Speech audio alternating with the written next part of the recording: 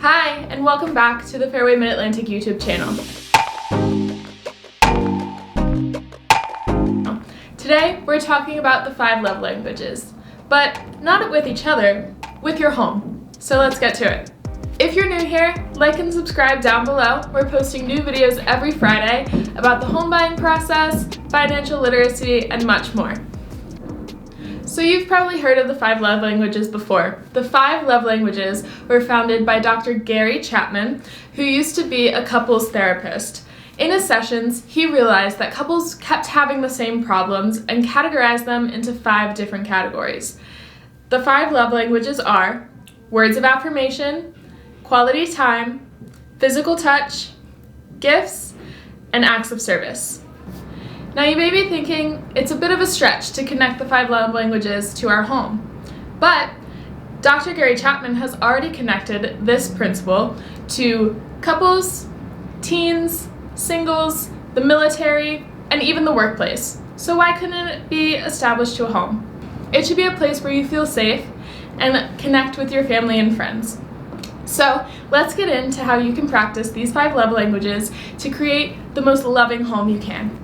So the first one is words of affirmation. Now this love language is all about words. In a relationship, for example, this could mean words affirming your love for one another, words of encouragement, compliments, anything that affirms your positive feelings towards your partner, right? So let's think about it in terms of your home. How do you talk about your home? When you're at home, what do you say about the rooms that are there? For example, I think that my bedroom is the comfiest place on earth. Or maybe you think of your kitchen as being warm and filled with laughter. These words don't necessarily translate into love, but they are positive emotions that you tie to your home. And constantly assuring yourself that you feel positively about the space that you're living in is important. So consider this. Is there a place in your home that you don't have positive feelings about? Maybe it's a spare bedroom that you haven't gotten to yet. Or maybe it's your basement that you just don't like spending time in. Why is that? What do you say to yourself about those spaces, and why do you think you feel that way? So let's take the spare room for example. Maybe when you think about the spare room upstairs, you think, it's empty in there. I don't want to go in there. I don't want to touch it. I don't want to look at it. It's just empty. Change the way you feel about your home by adding little touches to make it a more positive space to be in. With the spare room, do a little paint job. Add in some furniture, open up the blinds, and make it a space that you enjoy being in. That doesn't mean you have to be in that space all the time, or it has to be your favorite space, but every part of your home should serve you in some way. The second love language is quality time. Now this one seems pretty straightforward when we're talking about your home, right? You spend most of your time at home. So how can you enhance that? The places that we call home often have some very strong emotional memories tied to them. So aim to create more experiences that give you positive emotions to tie to your home. Maybe that means you and your family have 2 nights a week where you sit down together for a meal and catch up with each other and share some laughs. That creates a memory for you to tie to that dining room that is positive and encourages you to spend more time so that you can spend more time with your family. Maybe you and your partner have a date night, and that date night is just on the couch watching a movie with some popcorn every Friday. Or maybe you dedicate your bathroom to your morning routine, and you turn it into the most relaxing and luxurious spot in your house. Find your favorite reading spot, try out new recipes in your kitchen, and spend some time in the backyard with your kids playing pretend. A home shouldn't just be the in-between of work, soccer practice, and where you sleep. It should be a place where you feel safe and comfortable and spend time with your family creating memories. So like we've said before, a home is more than just the 4 walls that you have. It's made up of a lot of different things. Your home also includes the community and the neighborhood that you decide to live in. So our next love language is acts of service. This one is tied more to the things that you do outside of your home and the ways that your home can help you serve or serve you in the ways that you need.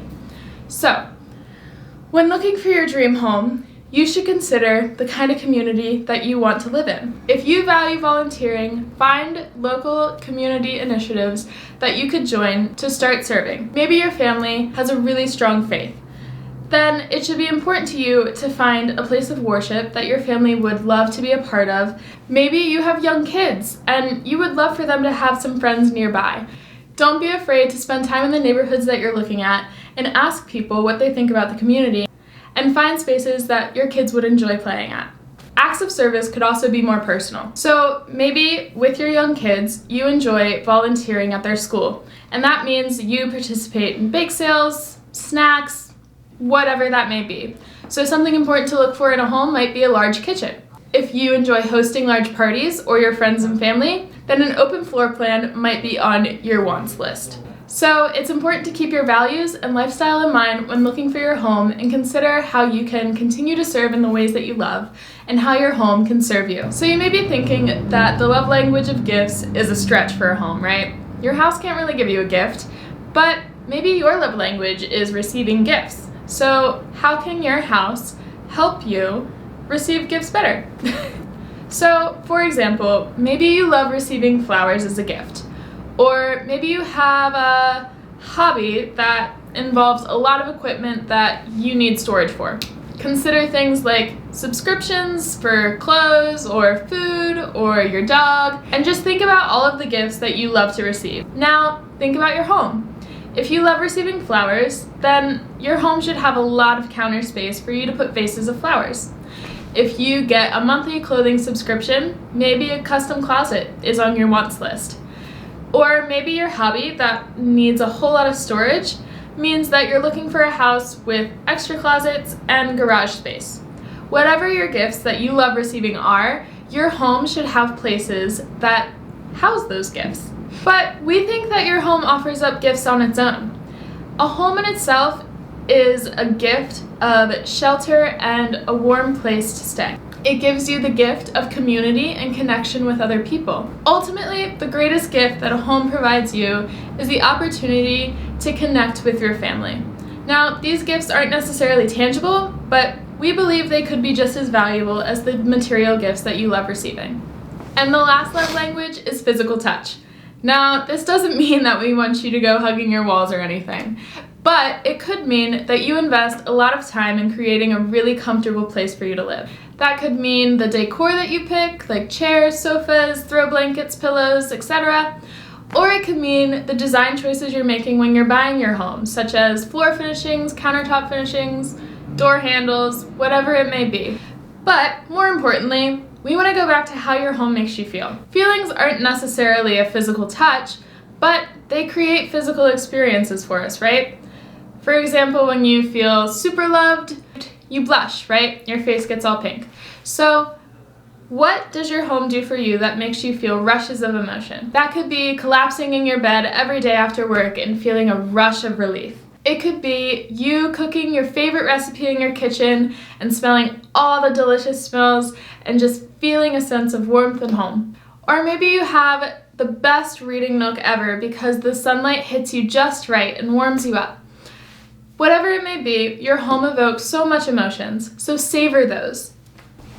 So we've gone over the 5 love languages and how they can help you build a loving home. We went over words of affirmation, quality time, acts of service, receiving gifts, and physical touch. Ultimately, your home, it should be a comfortable and safe place for you to be yourself and connect with your family.